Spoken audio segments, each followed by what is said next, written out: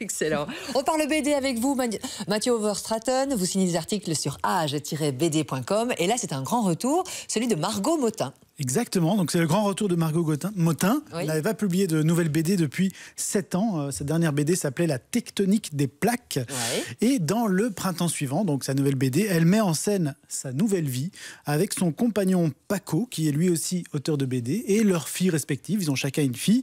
Et comme à son habitude, Margot Motin, elle y parle grosso modo aux femmes de sa génération, oui. Puisqu'elle raconte comment elle a quitté Paris pour aller s'installer dans une maison au Pays Basque avec sa famille recomposée, et donc on la découvre plus sereine qu'avant, notamment elle a un potager, elle fait une collection de galets, mais ce qui ne l'empêche pas évidemment de continuer à se moquer d'elle-même, ce qui est un peu sa marque de fabrique. J'adore la première page, déjà, le ton est donné au niveau des couleurs, on en parle dans quelques secondes, mais donc elle raconte réellement sa propre vie. Exactement, donc c'est ce qu'on appelle de l'autofiction, donc Margot Motin est son propre personnage de BD, on peut carrément parler d'un double de papier, puisque vraiment elle va puiser ses idées dans son quotidien, pour mettre en scène sa vie de couple, sa vie de famille.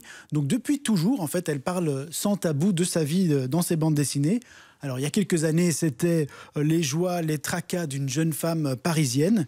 Et maintenant, c'est plutôt les préoccupations d'une quadragénaire qui a davantage envie de courir pieds nus dans l'herbe qu'en talons aiguilles dans les rues de Paris. Avantage d'habiter seul, avantage de vivre à deux, j'imagine. Donc, on parle beaucoup du couple, forcément. Exactement. Alors, on aime ou on n'aime pas ce style très auto-centré. Mais ce qui est certain, c'est que ça va forcément parler à beaucoup de gens.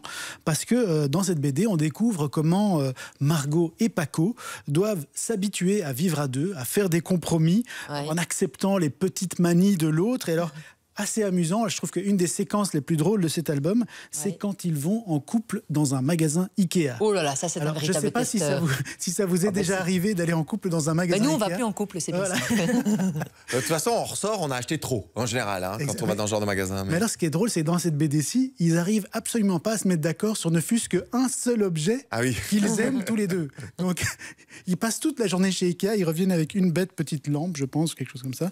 Donc, c'est clair que ça, c'est très très marrant, la manière dont elle raconte les compromis qu'il faut faire en tant que couple quand on va notamment chez Ikea. Et quand je feuillette l'album, il y a des styles bien différents, non? C'est ça qui est chouette aussi.